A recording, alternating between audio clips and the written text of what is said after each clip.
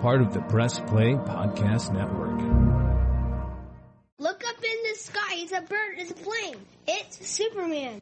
This is Jason J. Lewis, the voice of Superman on Justice League Action. This is Mark Wade, writer of Superman Worldwide, and you're listening to the Krypton Report.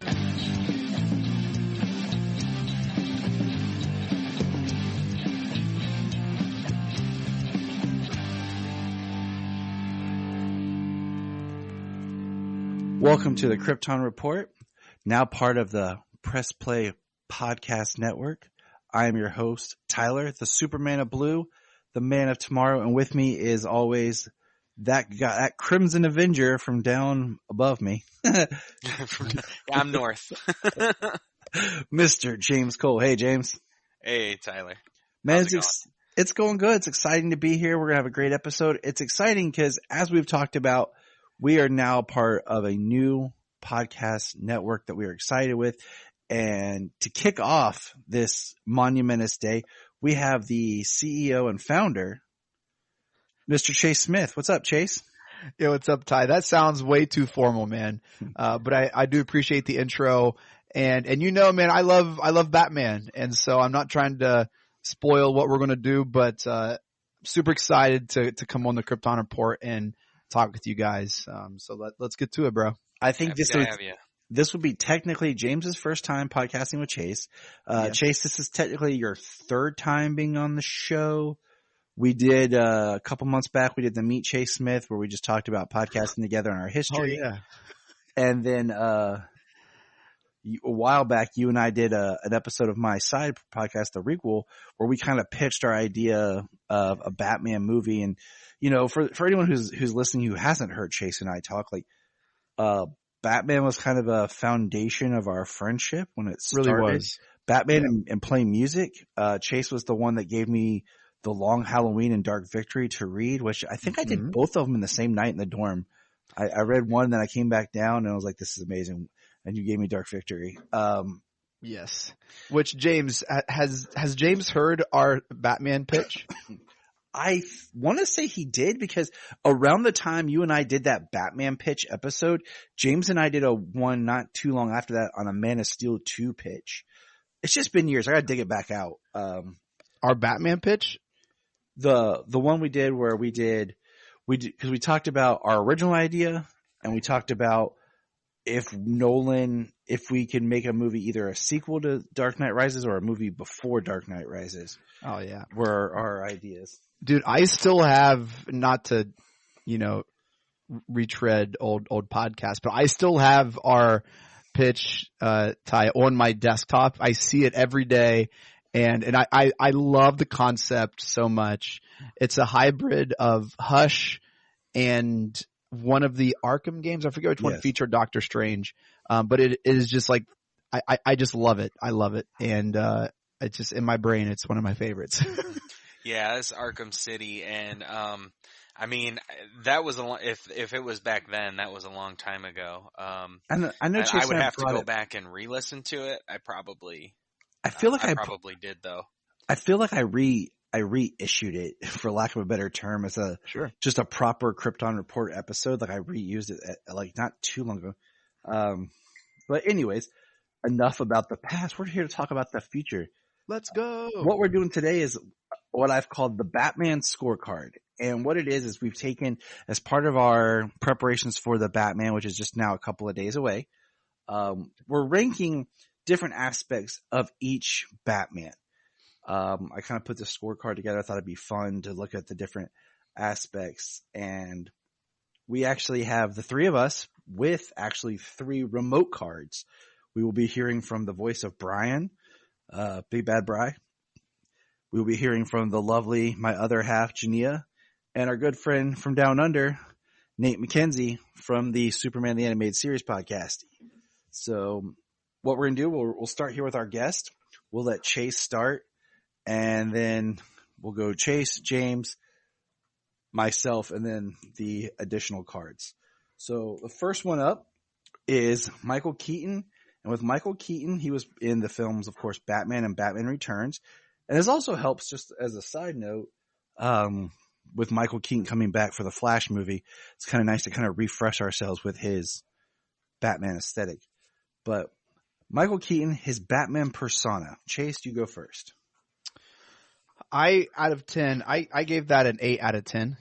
I think a lot of this is a little nostalgia because that's one of the first movies I remember watching. That and Superman we had on the same VHS tape. And like the 1980s HBO movie intro is like cemented in my brain. Is it with the Warner Brothers ball cap? No, it's like, that's on the VHS. That's what's burned into my brain. That's me too. No, mine is like recorded from HBO. Oh, nice. And so I have a very strong, I really, really like Batman 89. It's actually my second favorite Batman movie. I was going to, at the very end, I was going to say what our top 5 movies are instead of ranking every Batman movie. Yeah. That's great. I was going to save and just be like, I figure we could do that on the fly. Yeah. So I love his Batman. His Bruce Wayne was what I knew until the animated series, which I feel like took that and made it better. Michael Keaton really didn't change much of his voice, but it was just so freaking cool. And so, I don't want to start off too strong with Michael Keaton, but man, I loved his portrayal of Batman. I really did, man. So, his overall score for me, it was a 10. But that was, again, a lot of nostalgia. That was with, persona of 8, his 7 Bruce Wayne, 6 voice, gadgets 8, Batmobile was a 10. I loved that Batmobile. I loved his suit in 89. I know that they didn't like it because it was really restrictive, but I think that made him look less human, which I think if you want to, I think one of the fear of Batman is that a human? Like, what is this thing that's dark in the alley that's swooping down? Is it flying? Is that a human? And so I kind of liked the more stiff, like, suit that he has in 89. And the film is super strong as well. So all that together, I gave him a 10. I did. I know it was starting off right out of the gate, but I gave him a 10, man, and I'm not even ashamed of it. I love it. All right. That's it. Yeah, I'll say I got some things to add, but yeah, my turn's coming. James, you're up. Michael Keaton. Michael Keaton. So I gave him an 8 for his Batman persona, a 6 in 89, and a 7 in Batman Returns.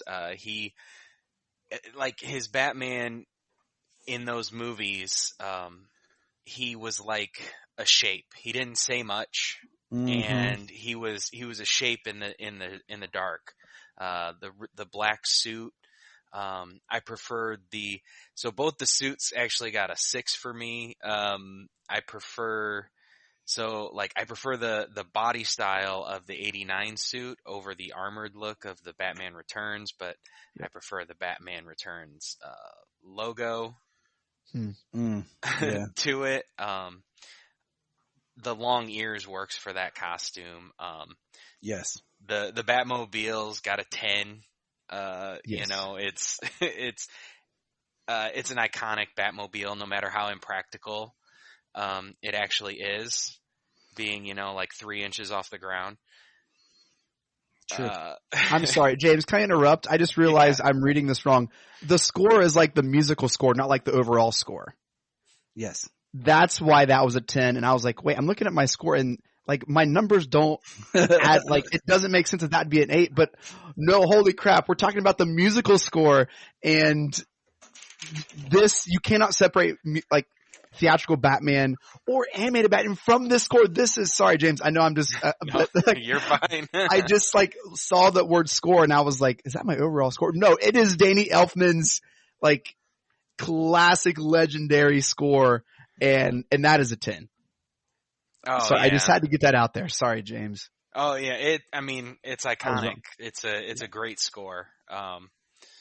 What's a quick note with the score is, Chase, James and I recently did an episode where we went back and watched the first trailer for every interpretation of Batman. And some of the most interesting thing is the first trailer for Batman and Robin and for Batman Forever both incorporate pieces of the Elfman score into it. Everything incorporates pieces of the Elfman score into it. I think the only Batman that didn't is Christian Bale, but we'll talk about that. But continue, James. We keep interrupting you. I'm sorry. We do. No. His voice was good. He changed it a little bit. He made it gruff. He didn't say much, so he didn't give a lot away. Overall the film is one of my top 3 Batman films. Keaton is probably my 3rd favorite Batman. So interesting. Why? So James, do you like Returns better than 89? No, I prefer 89 to Returns. Okay. I wasn't a fan of Returns. My score for both of them is actually basically even. Mm-hmm. Just a couple of points are shifted on different things here on my scorecard. Yeah. But yeah, they actually came out overall actually as the same. Interesting. Cool. Yeah. I didn't like the return suit. I don't know. I just love 89, everything about it. I'm all here for it. I like the grayish look, like the color of the return suit. Give me black. Just come in black. I want black. But sometimes very dark gray. What I like about Returns was I like the winter setting, the snow on Gotham. Yeah. It's very much a black and white movie in color, if that makes sense. Mm-hmm. Like everything is monochrome. It's either black, it's white. But all right, here I go. Sorry, I just thought of this too. We're forgetting the Prince aspect of the score in 89 as well. Sorry, I saw a score and I had this whole thing prepared about the music of 89, and now it was just incredible. Prince did a whole album just for this movie. What? That's why, sadly, when I think 89, I actually have it as a 9.5 instead of a 10, because I don't like pop music in certain things because I feel like it dates it compared to just orchestral music. And that gave it just a slight tick down. Oh my gosh. It screams Joker to me. I mean, it was perfect. I mean, I did go to Chase's house before and he's listened to, Pardon Me, All Hail, New King in Town, just dancing around the house, painting. Chase was here. Oh my gosh. The score of 89. Sorry. I just can't believe I misunderstood. Now, here's my question. Yeah. Just the score itself, what do you think works better, 89 or Returns? And I say that because Returns is very interesting to listen to because it uses all the themes, like the main theme and all that from 89. It's all in there. But then it feels like he's also doing certain callbacks to Tchaikovsky, the Nutcracker, because we're set at Christmas. So I think his musical or his ability to orchestrate score is stronger in Returns, and he elevates what he did in 89. Yeah, I think there is more to his score in Returns. But he definitely brings up because he outsourced the other part of his score for 89 to Prince, who just made banger after banger. Are you kidding me? I mean, part of it's no, I'm not denying it at all. I love my mom loved Prince, so I grew up listening to that. My mom took me to I think I can only remember, when this movie came out, I was only 4 years old. So I've always remembered having it on VHS, but my mom took me to see Batman Returns in the theater. And we had a good time. She loved Prince. We watched the crap out of this VHS, Batman 89. So yeah, I've definitely heard, I grew up listening to it. Yeah. Ty, you said you liked the return suit better than 89? No, I like the color, the gray. I think cause it has a cool look to it, more chromish than just the matte black of 89. Like there's more of a sleekness to the cowl that I like than the 89 cal. But here's my breakdown. You know what's cool about the return suit is they're on hangers. Yeah, they're on bat hangers, and there's a whole shelf of Nike Jordan cross trainers. So here we go. Michael Keaton. Let's hear it. Persona 7, Bruce Wayne a 7, Voice a 7, Gadgets an 8, Batmobile a 9.5, Suits 89 is an 8, Returns is an 8. For back and forth, kind of the same, like we were just talking about. Overall film, I gave it his overall films, I give him a 7. The score 9.5. Now, here's Jania's. Persona 6, Bruce Wayne 5, Voice a 6, Gadgets an 8, Batmobile an 8, Suit for 89 a 6, Returns a 6. Overall films she gave 8, and she gave the score a 10. Now, Mr. Brian, Persona's a 9, Bruce Wayne a 5, Voice 8, Gadget 7, Batmobile 10, 89 and 8, Returns a 9, and then I think he just added his points up and didn't really give a film score, because for film score he put 55. So he really, really, really liked it. I think he meant. When I looked at his score, I think I assumed it the same way as I was going down it before. But as you're talking, I'm just adjusting a couple of things. But I should have just put music. I should have put he music. did add them all up for the overall. I should have just put music, but it's cool. It's all in good fun. All right, Mr. Nate here. He put Persona a 9, Wayne a 7, Voice a 7, Gadget a 9, Batmobile a 10. I mean, the Batmobile is amazing. Yep.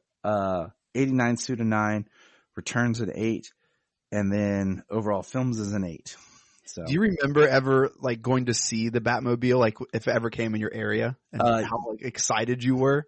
Yeah, because we went to Tennessee, and there was a museum in Tennessee at Gatlinburg that had a bunch of movie cars, and there was a 89.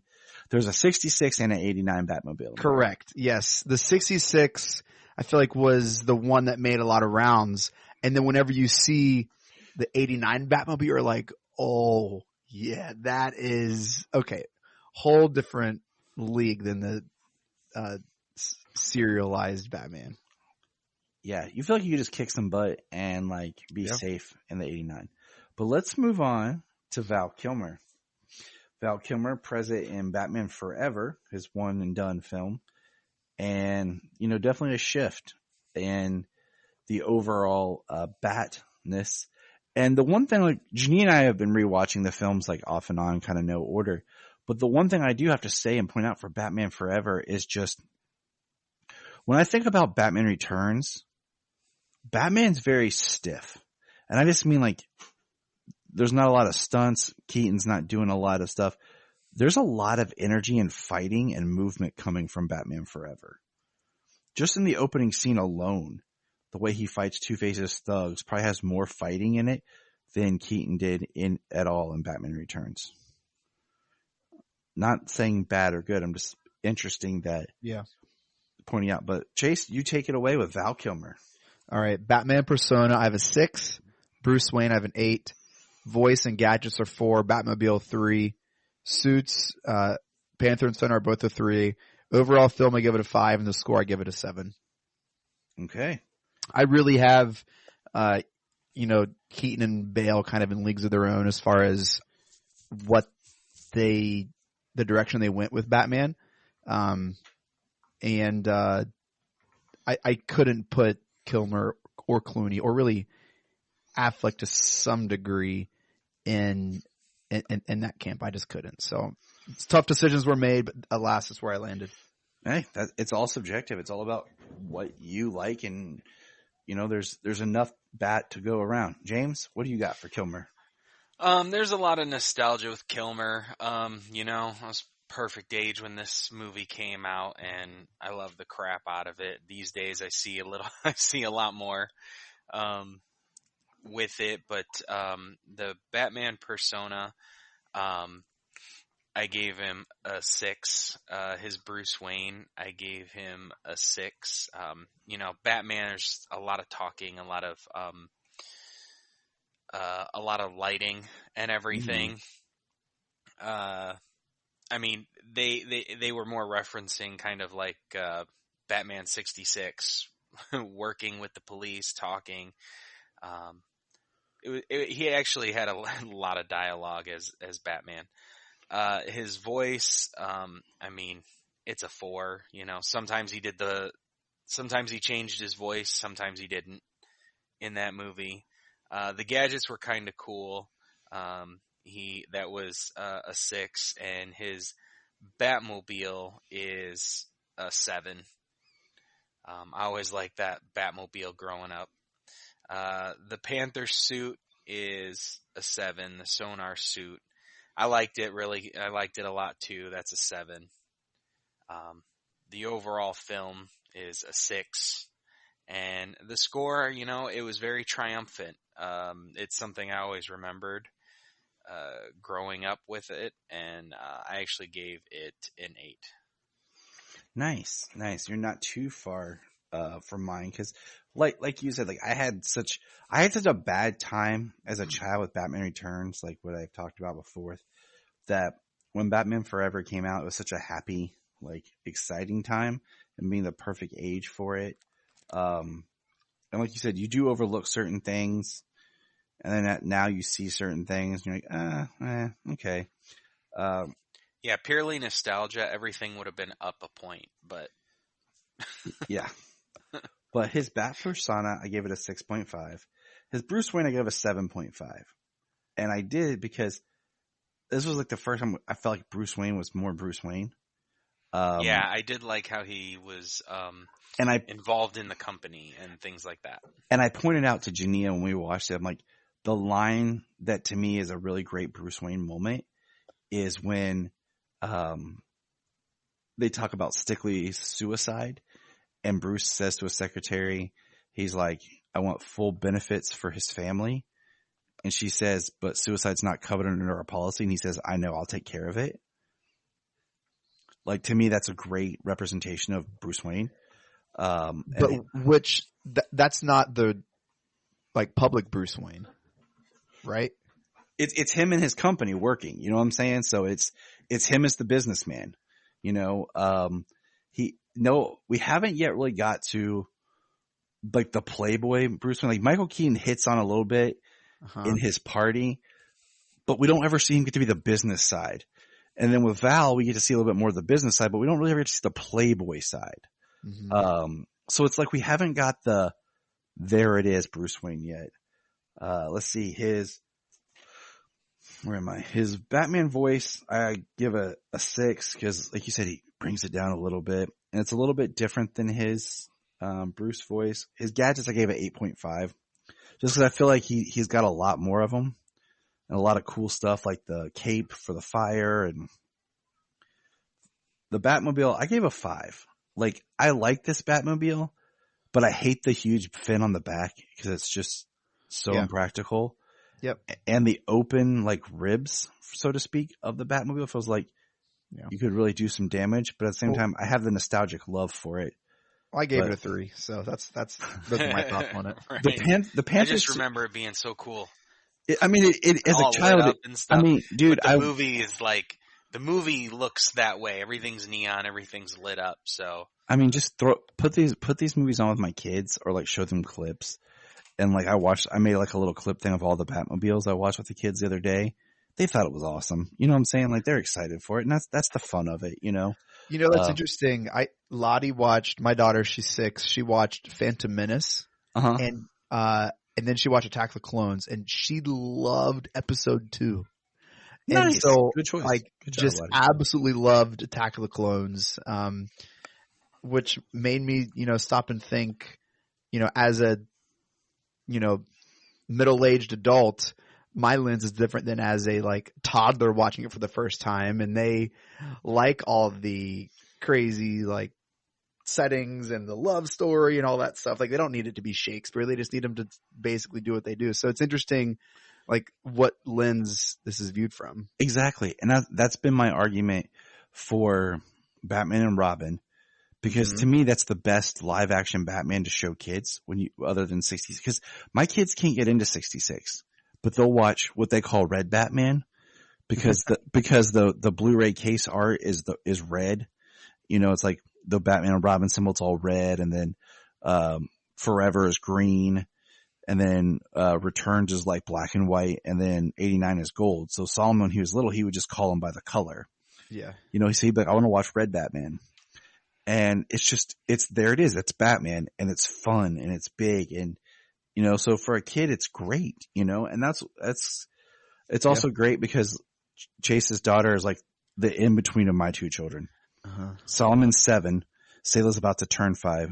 Chase's daughter's 6. Yeah. All right.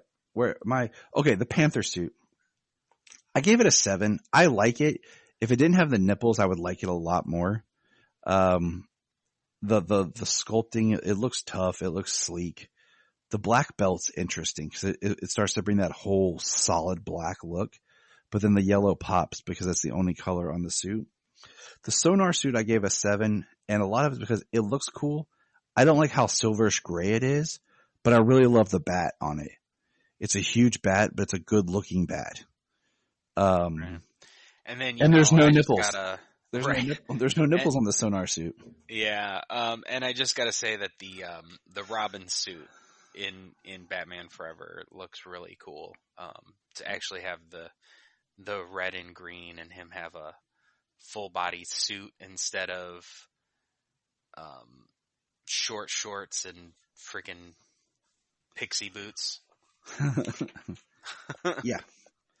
And the overall films I gave 8 is overall film because I have a lot of love in ways, but it can kind of, on a good day, on a bad day, but it's enjoyable. I feel like it has the most roundabout just funness to it. The score I gave an 8. It's a really good score. It's not Elfman, but it is catchy and it is really strong. Jania's breakdown, Persona, she said a 7. Bruce Wayne a 7. Voice, she gave a 5. Gadgets, she gave a 6. Batmobile is a 5. Panther suit's a 5. Sonar suit's a 7. Overall film's a 7. Score, she put 9. Our good friend Mr. Brian, Big Bad Bri, Persona an 8. Bruce Wayne a 7. Voice an 8. Gadgets an 8. Batmobile a 5. The suit, Panther suit a 7. Sonar a 6. Interesting. Our good friend Nate over here, let's see what he says. Persona a 7. Bruce an 8. Voice a 6. Gadget an 8. Batmobile a 7. Panther suit an 8. Sonar a 7. Overall film's a 7. Nice. Hello, Brooks here with the Books with Brooks monthly book club podcast. Here's how Books with Brooks works. We read one book a month and then we talk about it. Classics like Stephen King's The Shining, debut novels like We Are the Brennans by Tracy Lang, and tons of other compelling, life-changing stories, one book and 1 month at a time. So come read along with us and then listen in. This is Dan Jurgens, and if you want to have a good time, keep listening to the Krypton Report. So now we go on to Chase's favorite Batman, George Clooney. Yeah, I thought that was a really, really good point that this is the one that you would want to show your kids. And Shoemaker is on record saying that they intentionally made this way more campy, it's almost like a whole different superhero compared to like 89 if you watch it. And they did that intentionally. But that being said, I think Clooney taps into something that Kilmer did not and Keaton did not. That I think Christian Bale pulled from. I don't like his Batman persona, but his Bruce Wayne I thought was just magnificent. So I gave him a 5 on the Batman persona, a 9 on the Bruce Wayne. I think Clooney's voice stayed with the Bruce Wayne kind of thing. It's like the same voice the whole time. Like right.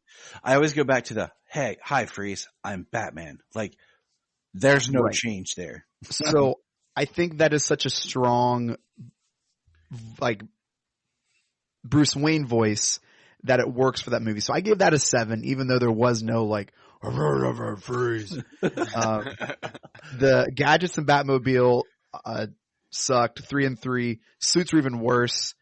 2 on the main suit. Heat suit, just for the creativity, I gave it a 4. Overall film, I gave it a 3, and the score gave it a 6. But I really liked Clooney's portrayal of Bruce Wayne. More to say as it comes. James, go.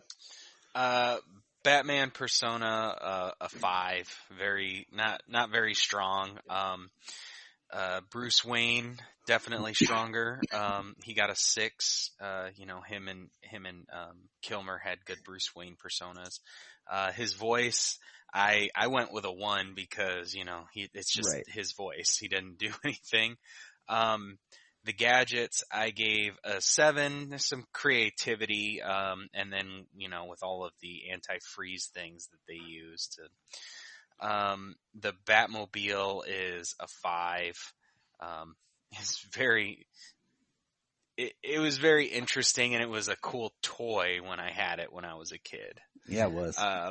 The suit sucked. The cowl sucked. The black oval with the black bat sucked. The heat suit, I gave a 5. It was a little cooler. That was about it. The heat suit was cool. Right. The overall film, a 5, and that's mostly because Arnold is making puns the entire time. Horrible puns, yes. And the music, I don't even remember much of the music from that. It's a cut and paste of Batman Forever. Yeah, and it really even is. the soundtrack was, It's the same thing. Other than the pop songs, not as good. the score for Batman Forever and Batman Robin are the exact same score. The screenplay is almost the same outline beats. Just the dialogue changes. It's very interesting to look at. They just used it more effectively in Batman Forever than they did in Batman and Robin. I think you can argue either way. Because I feel like Batman Forever is such the transitional movie of we're still trying to be a little Burton-ish. And then by Batman and Robin, we're going more full on camp. All right. No, I mean the music is all. Oh, okay. I got it. They used the music more effectively in Batman Forever than they did in Batman and Robin. I will agree with that. All right. It just feels like since it was so comical and so campy that the music almost felt the same. It just enhanced those beats, Mm-hmm. Okay, here we go. Batman Persona is a 4. Bruce Wayne is a 7. And what I liked about this movie in particular is this is the first movie where Bruce doesn't dwell on his parents. It's more of the fear of loss of Alfred and his relationship with Alfred. Voice, I gave a 3 because like you said, it's the same thing the entire time. It's just George with a mask, George without a mask. Gadgets, I put a 6. Batmobile, I put a 6. I like this Batmobile, but I hate that it's a 1-seater and I hate that it's an open top. But I like kind of the look of it as far as the length and the solidness of it. And I've watched a documentary I was talking about, this Batmobile is very reminiscent of the 1930s. And I kind of like the fins on the back, the way they did it. But the open top and the 1-seater didn't make sense to me. The suits, I put a 5 for the main suit. And the reason I like because it's a little bit more blue. It's a black and blue kind of mix than it is just straight black. Yeah, again, I want my Batman to not look human. And so I agree with that. And I totally agree with that. And that's why it's such a contradictory because I'm like, that's what I want. But in this film, it wouldn't have worked. Correct. His gloves look kind of cool too. The way his I don't know, not fins, but I don't know what you'd call them on his gauntlets. His heat suit, I put a 6. Once again, there's no nipples on it, I don't think. And there's a giant bat. Overall film's a 6. Score's the same as Batman Forever. Jania put Persona 6. Bruce Wayne is 7. Voice 4. Gadget 7. Batmobile, she put at 8. Suits 5 and then 7. Overall film was 6. She put 9, same as Forever, much like me. Let's see what Brian says. Ready? Here we go. Persona, a 1. Bruce Wayne, a 2. Voice, a 1.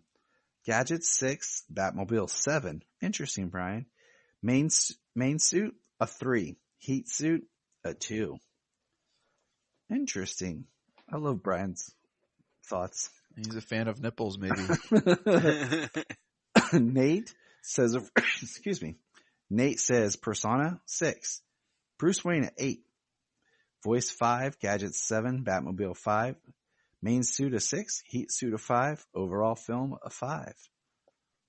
Now, with all jokes aside, it is time for who I believe is Chase's favorite. So Chase, take it away. Well, yeah, we got Christian Bale, begins Dark Knight, The Dark Knight Rises. So Batman Persona, I gave it a 10. Bruce Wayne, I gave that a 10.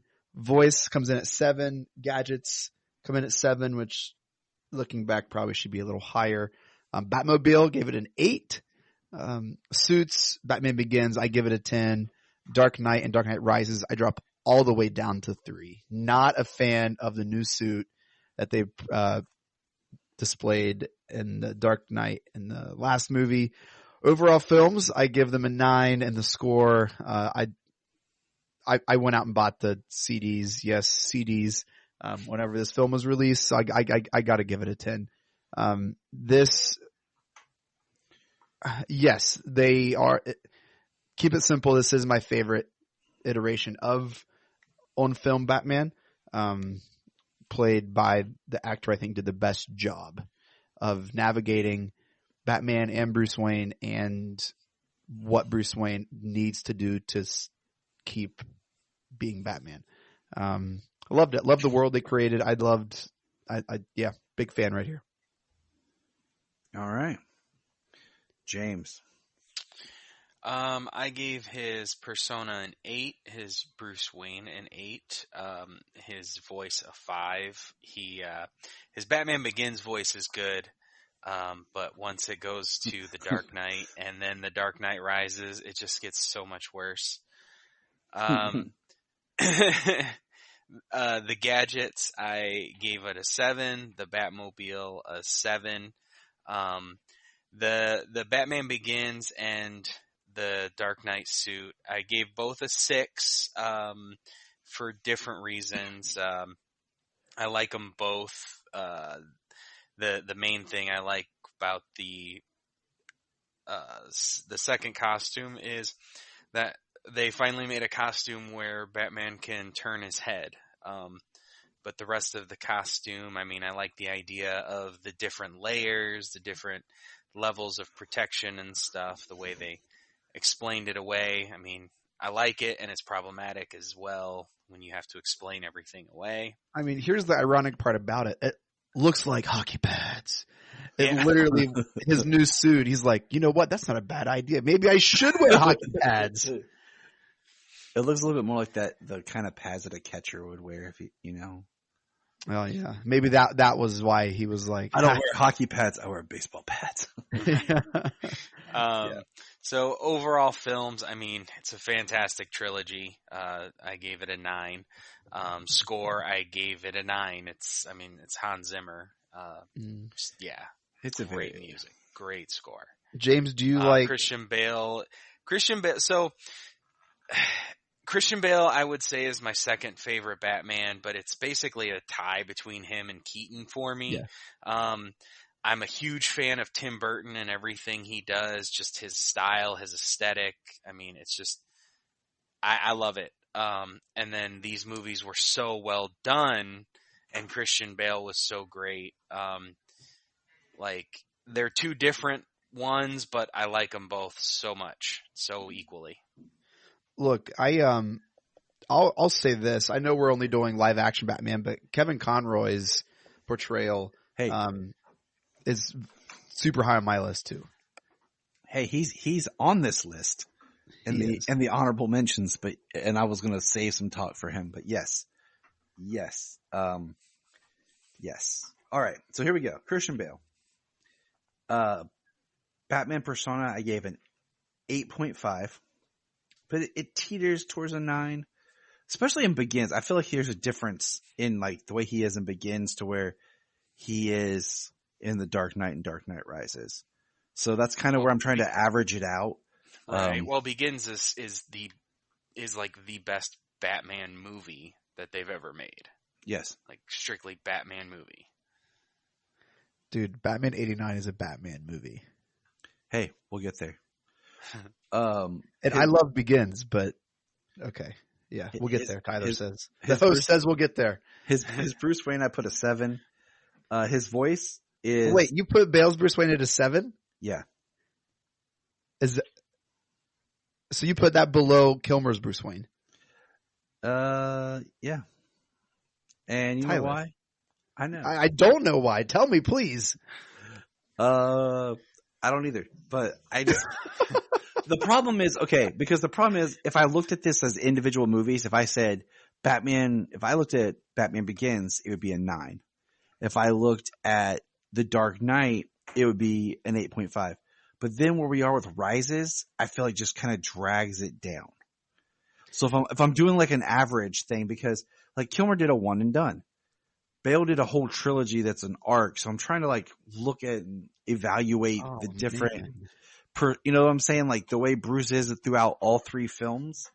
And and also have to take into fact that this Bruce Wayne also too, like as a character, he's not Batman for the long haul. He's there to inspire, to fight, and then drop out. So dude, I can't believe you like Kilmer as Bruce Wayne better than Christian Bale. Hey, I think I just gave a very good breakdown of where my averages come from. Okay, I had to find the mean, the median, and the mode here. Okay, bro, but like, oh my gosh. Okay, so what we see Christian Bale do with Bruce Wayne is give you the business side of Val Kilmer, give you the party boy of George Clooney, and give you the like normal Bruce Wayne we see that Keaton has. It's literally all of them.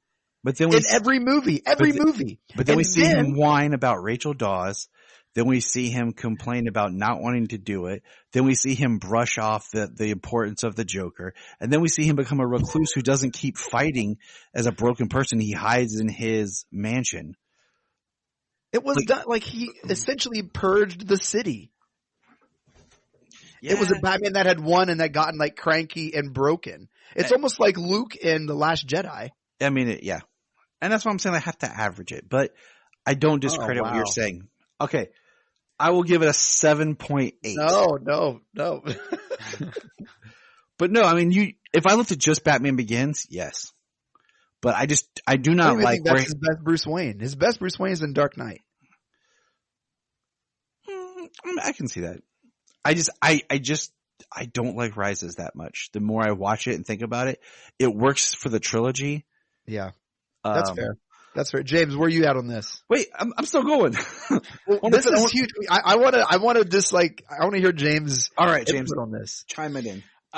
So I mean, on his Bruce Wayne, I liked a lot of things about his Bruce Wayne. He used Bruce Wayne as a way to further some of his goals, looking into the organized crime. That's the only reason that he met with Lau, so he could get a look at their books.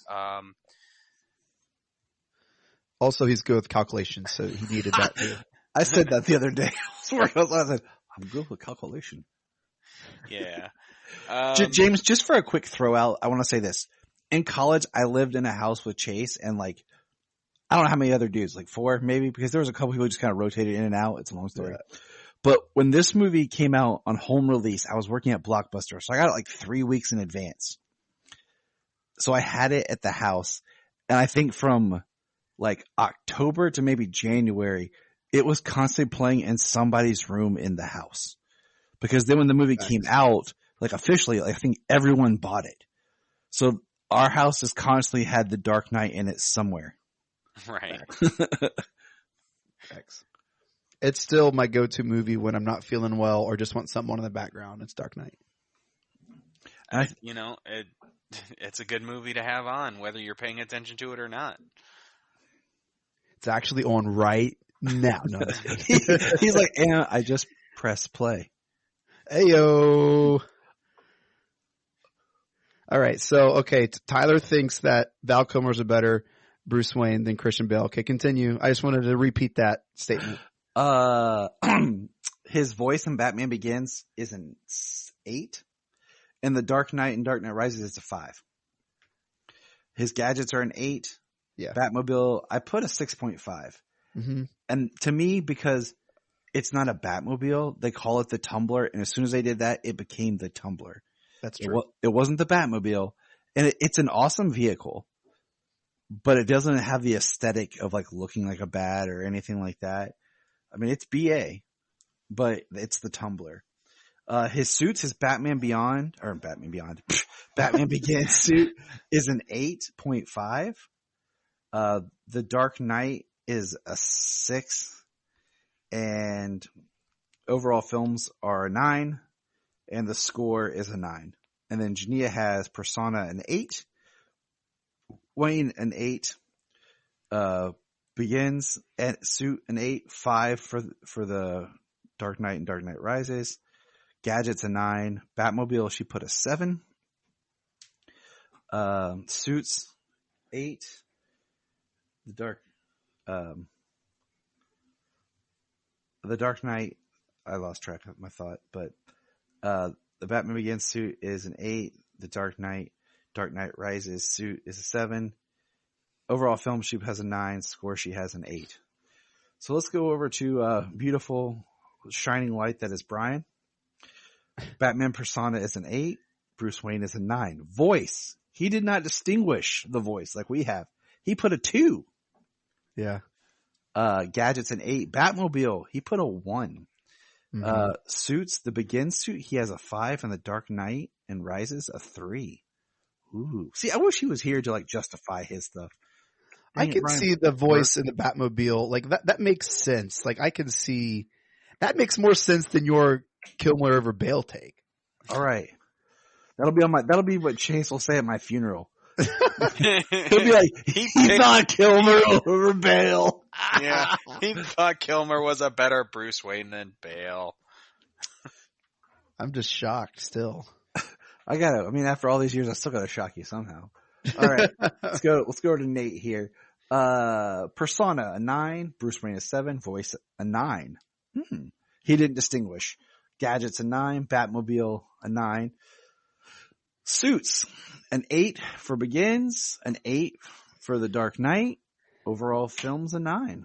Look, I loved how in the Tumbler it was everything in one, right? It was like that was super cool. I'd love in Begins, where he just like drives through like the cement medium and they lose him. He's like, oh no, where did it go? Like when they're on like the highway or whatever. So I think if you're trying to make Batman practical and grounded, the Tumbler is the way to go. But but I don't really think that's the Batman essence of Batman. Batman 89 Batmobile, in my opinion, is the quintessential Batmobile. Everyone else is just trying to figure it out. And that's a good segue into a point that I'll make here. Our next one is Affleck appearing in BVS, Suicide Squad, Justice League, and Zack Snyder's Justice League. So Chase, go ahead with Ben Affleck's Batman. So this is the kind of just like ho-hum middle of the road Batman, in my opinion. Batman Persona is a 7. Bruce Wayne is an 8. I think Ben Affleck can pull the Bruce Wayne off. His voice, I love the modulator in the bat suit. Yeah. But that's not his voice. It's just like a gadget. So I gave a high score to the gadget as an 8 and his voice a 6.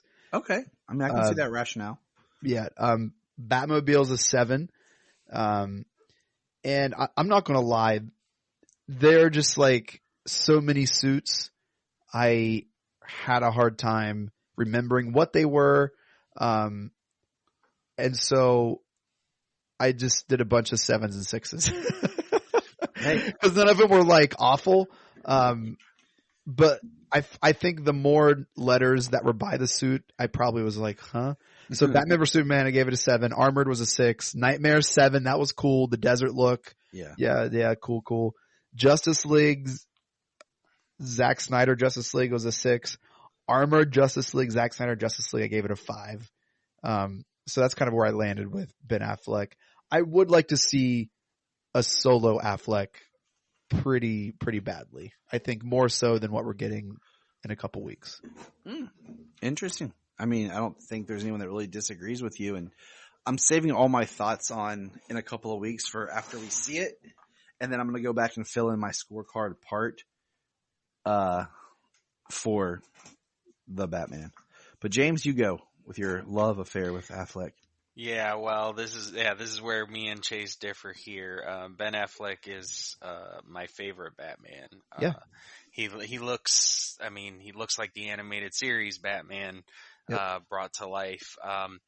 The Batman persona, I gave a 10, Chase had mentioned like Batman shouldn't look human. I mean, Ben Affleck in that suit, and some of the things he does, he doesn't appear human.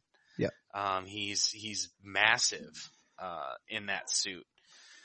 I just want more of his Batman, I think. Right. Maybe I need to watch it again. I don't know. Yeah, I totally get what you're saying, because it's like you get enough to I'm really invested, but I want more. Mm-hmm. Which is crazy because BVS is basically a Batman movie. Yes. For the most part, and it makes you want to see more. Yeah. I absolutely agree. I would rather us have gotten or be getting the Ben Affleck solo Batman film. And I mean, that's as much with him as well as Manganiello as Deathstroke in that movie. I mean, yes, that's the one I want, James. Yes, that James. would have been just crazy. Yes, I don't want to see disfigured villains. I don't want to see I want to see Deathstroke. I want to see, yes, that's what I want, James. Yes. Yeah, just methodically taking apart his life. Bruce Wayne, I gave that a 10. He was really good at almost playing like drunk playboy. He was himself. They were like, what if you just played yourself in the scene, but it says Bruce Wayne? No, it's Ben Affleck. He was like, guys, are we gonna start rolling? Ben, we already shot it. When I was just shooting the breeze, yeah, like the party scene. His transition from being drunk, lost Bruce Wayne to switching over to talking to Alfred serious, and then he goes upstairs, and then his confrontation with his Gal Gadot. Yeah, talking about Gal Gadot, basically objectifying her, just to play up that angle. He speaks the truth, but to quote Alexander Knox, "What a dick." Right. And his voice, I gave a 9. He's got a really, I like the modulator. Yes. But it just kind of accentuates the low gruff voice that he's putting on. Uh-huh.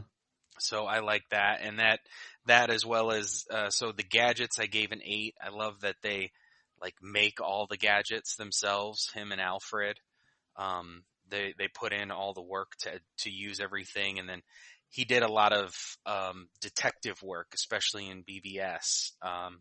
And then he had the tools in Zack Snyder's Justice League to allow them to do everything that they needed to do in there. So his gadgets are an 8. The Batmobile, I mean, it's like my second favorite Batmobile, live action Batmobile.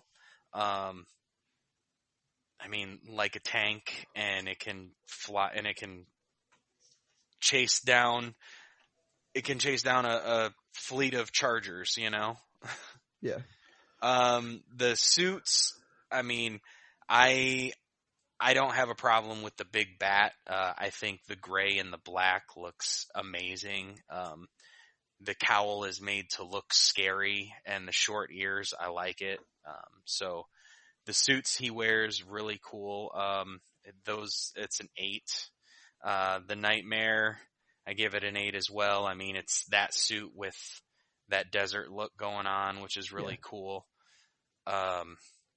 Justice League, they changed the cowl a bit, especially it's more noticeable in Justice League than Zack Snyder's Justice League.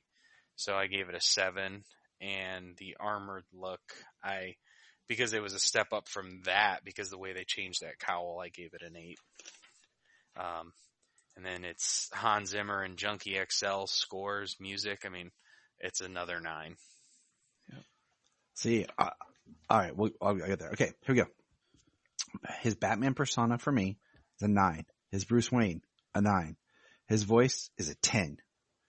I love the modulator. I love the gruffness. But what I also like from like thinking about a production thing is it allows the actor to deliver the lines, and then in post you add the modulator. So you don't end up with, "Where's the theater? You must have friends." You don't end up with that as a line delivery. Which to me still boggles me that they didn't just fix that in ADR, but whatever. That probably was fixed in ADR. The gadgets is an 8. The Batmobile is an 8.5 because this Batmobile is like someone looked at the Anton First 89 and looked at the Tumblr and says, it was Patrick Topless, but he was like, "I'm going to blend them together." And that's what this Batmobile is. Like, this is the baby from hell. Yeah. It's like, it has that long sleekness power. The only thing I really don't like on this Batmobile is the exhaust port. The fire just looks like in the movie, it looks more digital than actual fire, and it's very small. It doesn't have that awesome, huge engine part like every other Batmobile does in the back. Well, what's really sweet is because it's got those big old tires that stick out to the side. Like when it runs through the building, it's got little armor. It's got wheel guards that come down. Yes. Protect the tires as it crashes through. Everything. Everything. Exactly. Everything. The suits, BVS is a 9.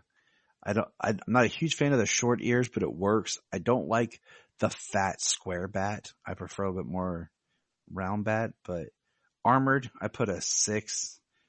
Nightmare is a 7. Justice League is an 8.5, and then Armored Justice League is an 8. The score I put is a 5, and that's because the Batman part of the score I think is very weak. Because, I mean, the theme that Junkie XL basically made for Batman is that's it. That was good. Yeah, I know. Thank you. And then, so let me give you the breakdown of Genia. Now, if I look at the whole scores, it's trickier, but I was just looking at the Batman part. It's also complicated because in Justice League, they just Elfman just reorchestrated his 89 score, and repurposed it.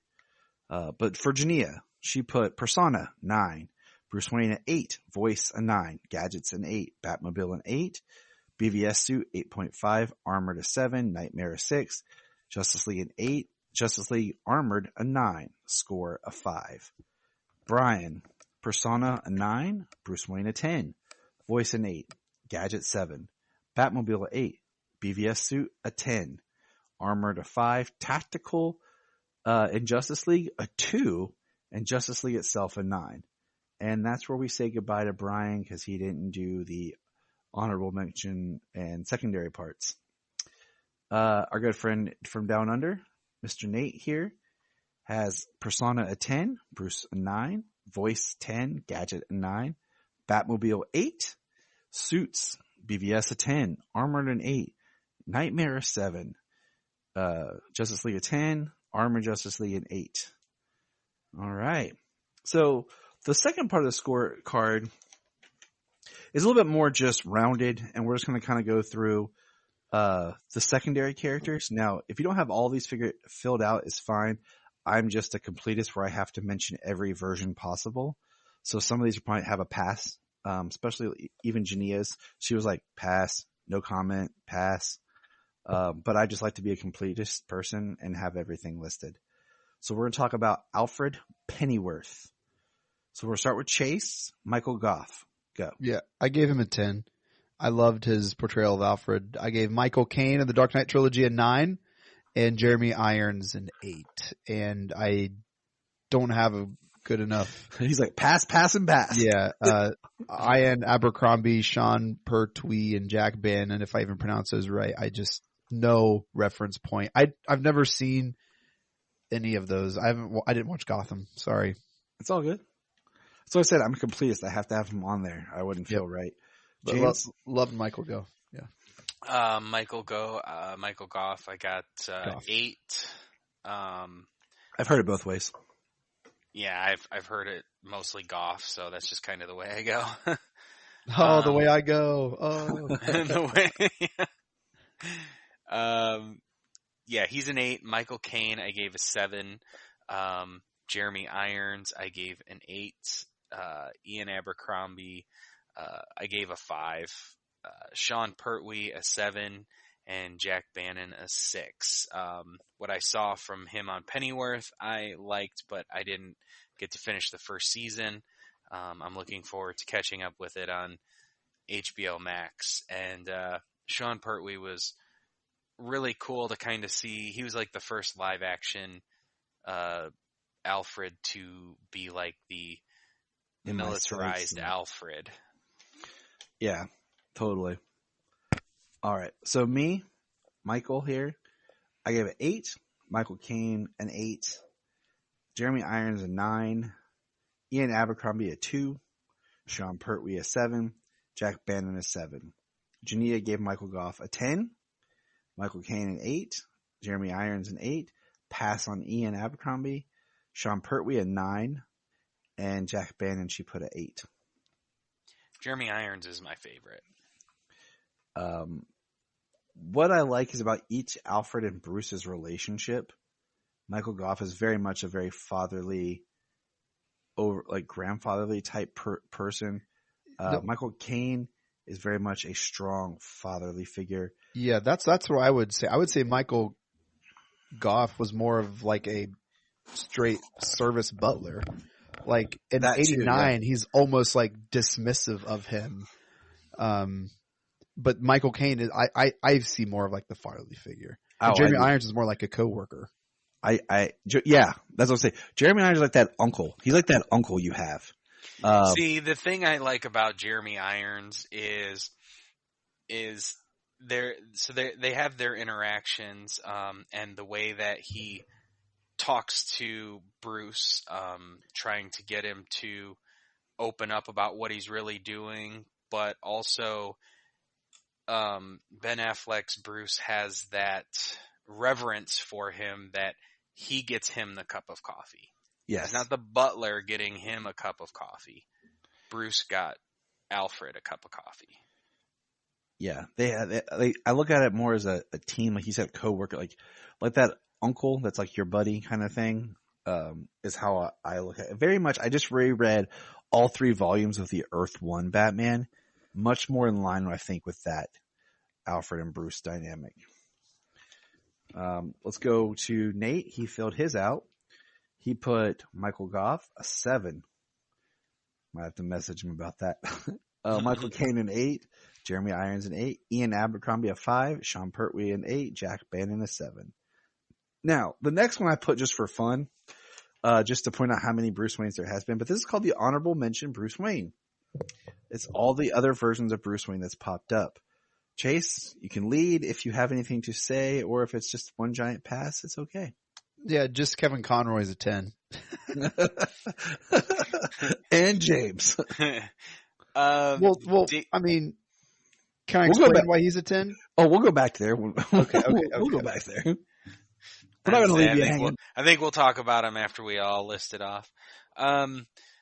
David Mazouz, he's a 5. I mean, he's a kid, you know, and they tried to push him into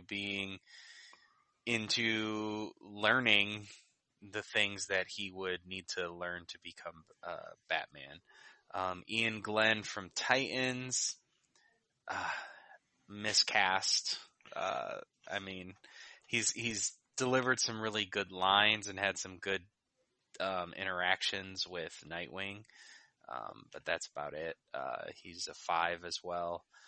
The kid from the Joker, I mean, he was there. So, He was Bruce Wayne. He's a 3. Warren Christie from Batwoman. I mean, that wasn't even him. That was exactly. But I have to have it listed because I'm a completist. Yeah, it's same thing. A 3. And yeah, Kevin Conroy is 10. Finally get to see him as a live action Bruce, and I'm not at all upset with what they did with him. When was the live action? But in the fact that he wore that the brace, the full body suit, the full body braces that he wore in Kingdom Come was just fantastic. Did I miss something? Kevin Conroy appeared as a different Earth Bruce Wayne in the future during the Crisis event in the crossover. So in Crisis Part 2, the Batwoman episode, it's actually Kevin Conroy in live action as Bruce Wayne. Will you send me that link? Yeah. Okay. Yeah, you got to check it out. It's really cool. He does a new voice for this version of this character. He's a very old Bruce Wayne and very Dark Knight Returns. Very dark and jaded. Gotcha. It's interesting because it's like a different, as much as he's played the character, it's a different take on the character. Nice. So while we're talking Kevin Conroy, I will give his Batwoman performance a 7, just because of the darkness to the characterization.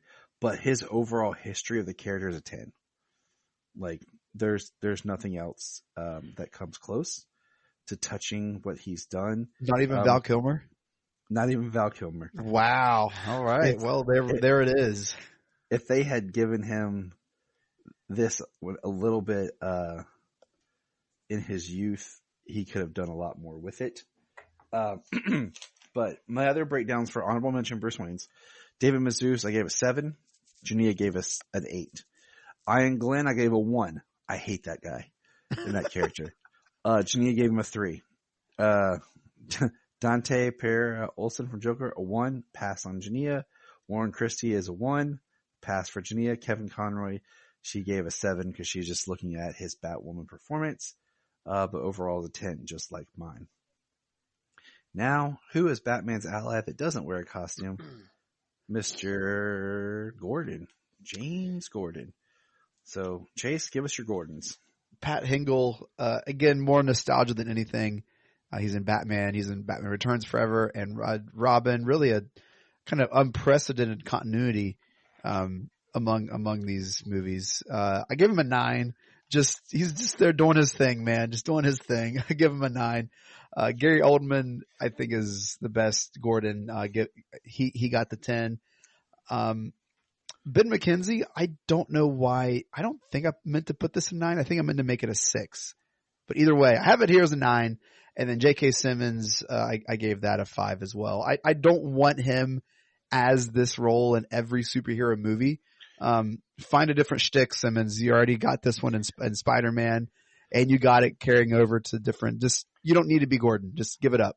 I think we'll actually get to see him be Gordon come December. So we'll actually be able to evaluate in the Flash, right? No, he's James Gordon in Batgirl. Dude, I need to off the record you to tell me what all's going on, because it's so much, and it just seems like they're just throwing crap against the wall. And DC seem to have a lot of good things going on, like streaming, like episodic stuff that I just don't know what's going on. So that's a whole other conversation. This is a theory that a friend of mine have kind of talked about, is that whatever happens in the Flash movie, I think is going to blend the universe, or even the Bat side of the universe, so that after the Flash movie, somehow J.K. Simmons is Gordon and Keaton is Batman. Somehow that's how it's going to turn out.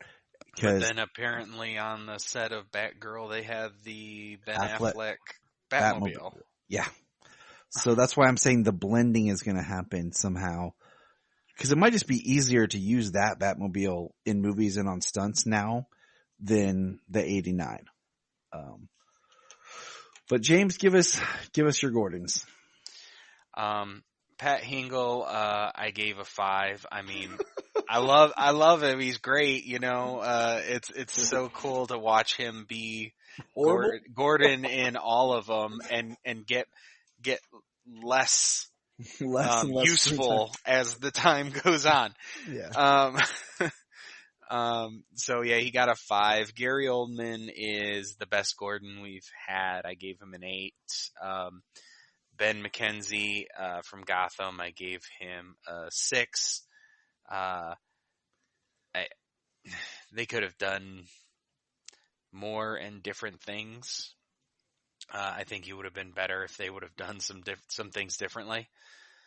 And J.K. Simmons, I mean, he had some good interactions when we saw him. I'm looking forward to seeing what he gets to do, but I mean, at this point, we saw so little of him. I can only give him a 6. Okay, so going backwards here, J.K. Simmons, I'm right there with you, a 6, and so is Jania, because of what very little we got to see of him. Ben McKenzie, I put a 7. Jania put an 8. Gary Oldman, we both put 9. Pat Hinkle, Jania put a 4. I put a 3. Okay?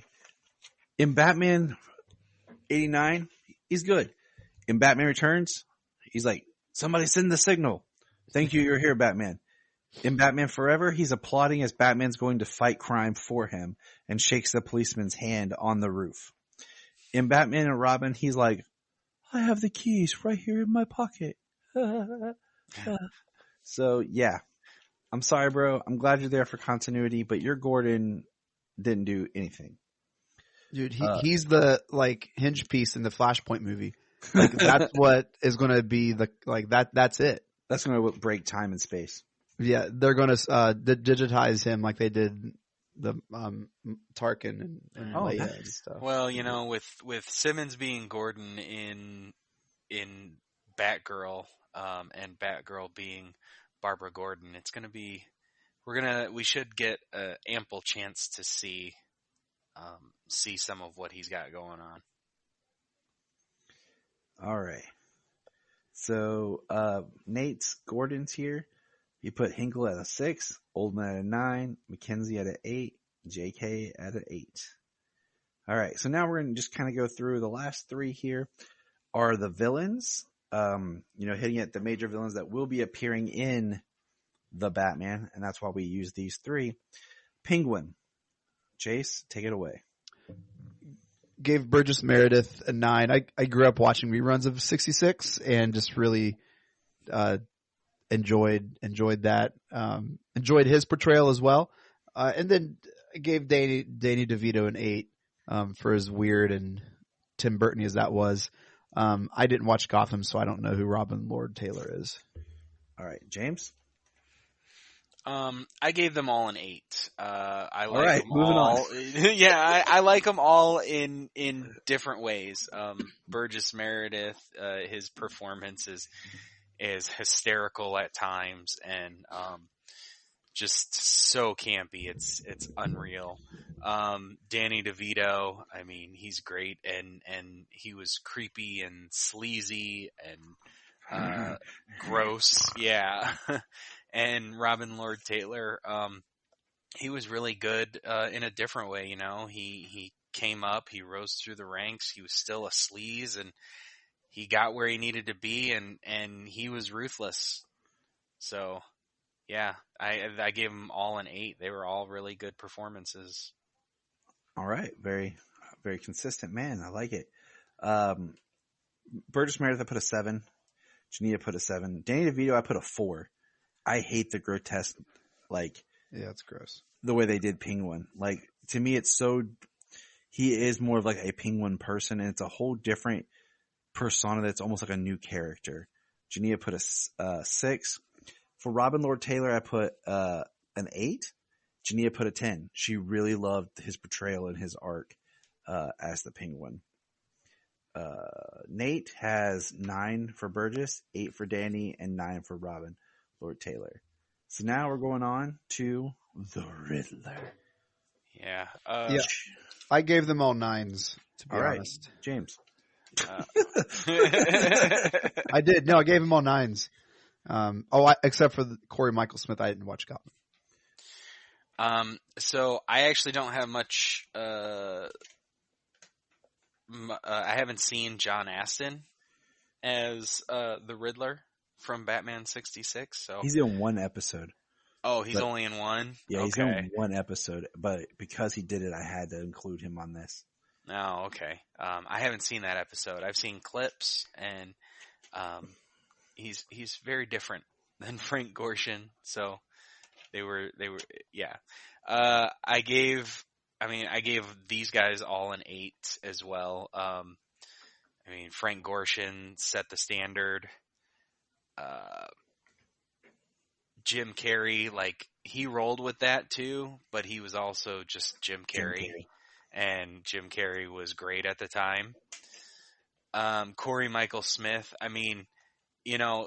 for Gotham, between Sean Pertwee, Robin Lord Taylor, and Corey Michael Smith, those 3 were really good characters on Gotham. Yes. So I wish I could, Chase, if I could find a really good clip scenes of those 3, I'll send to you. Yeah. Because those 3 did very well in a show that was very hit and miss.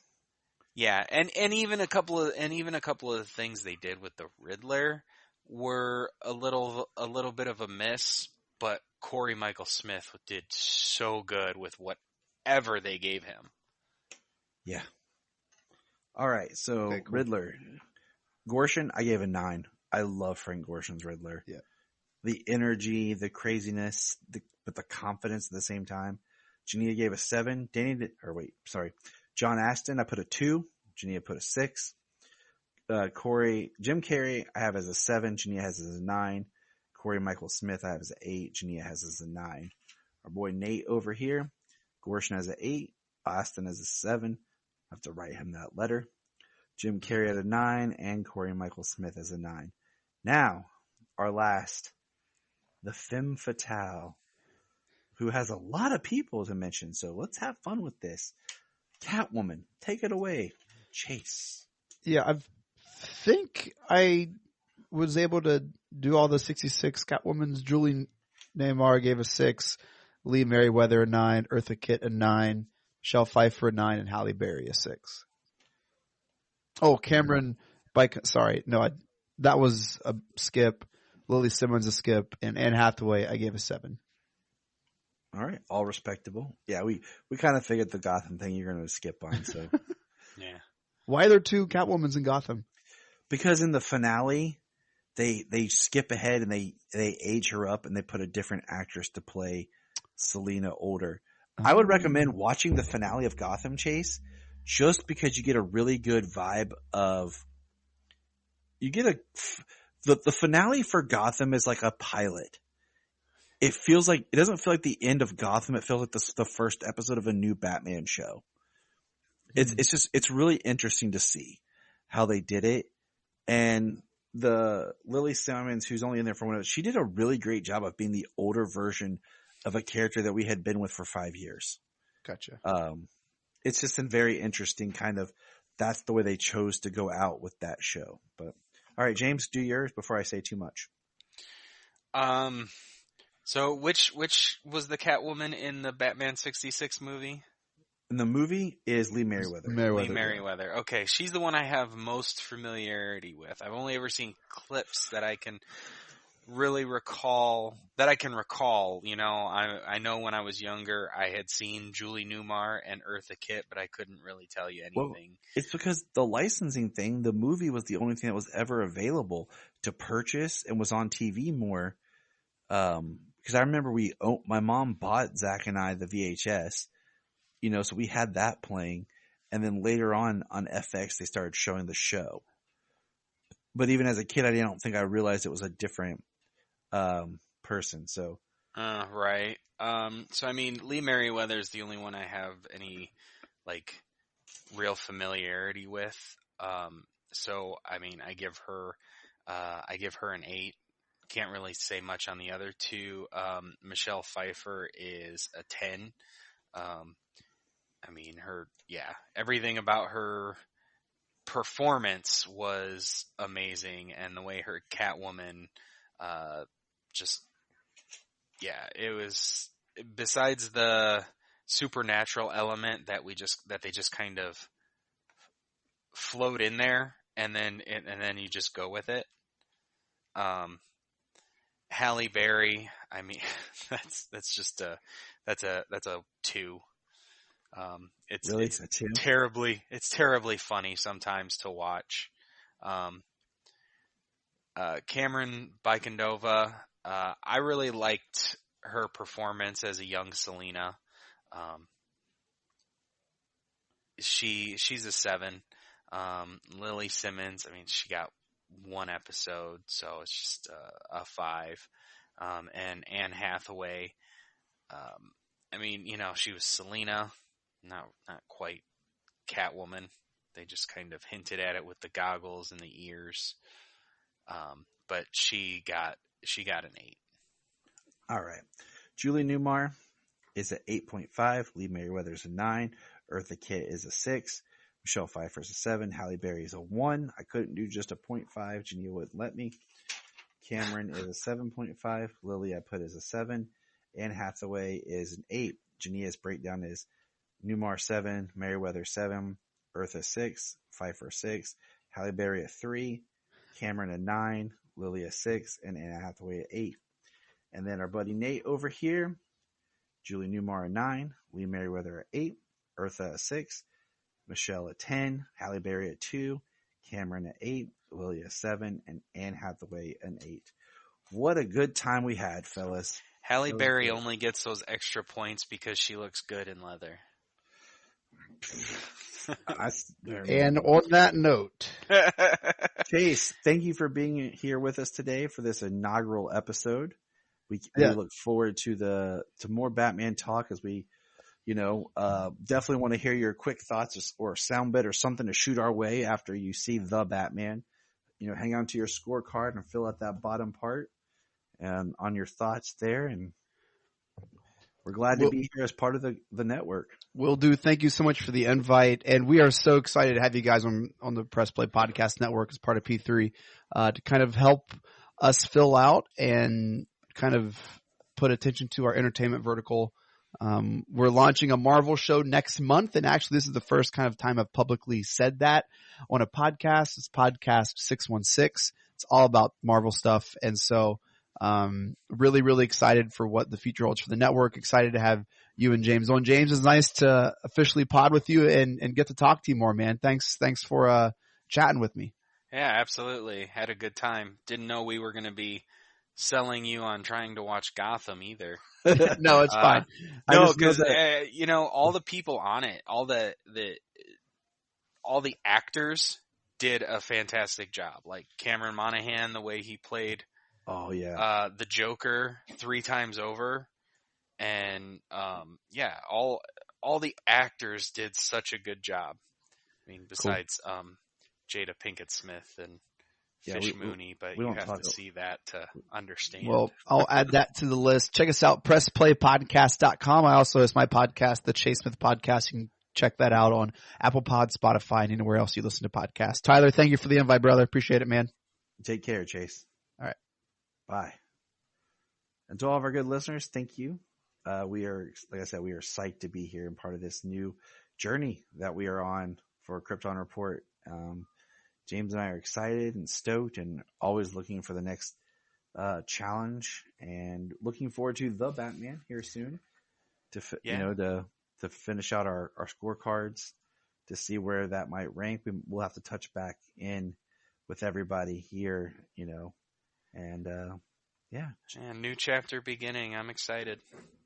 Me too. I had thoughts and stuff, but I really want to, come back to that after we see the movie and where things kind of fall. Then maybe we'll rank some things differently. We'll see. So, all right, check us out. Krypton Report.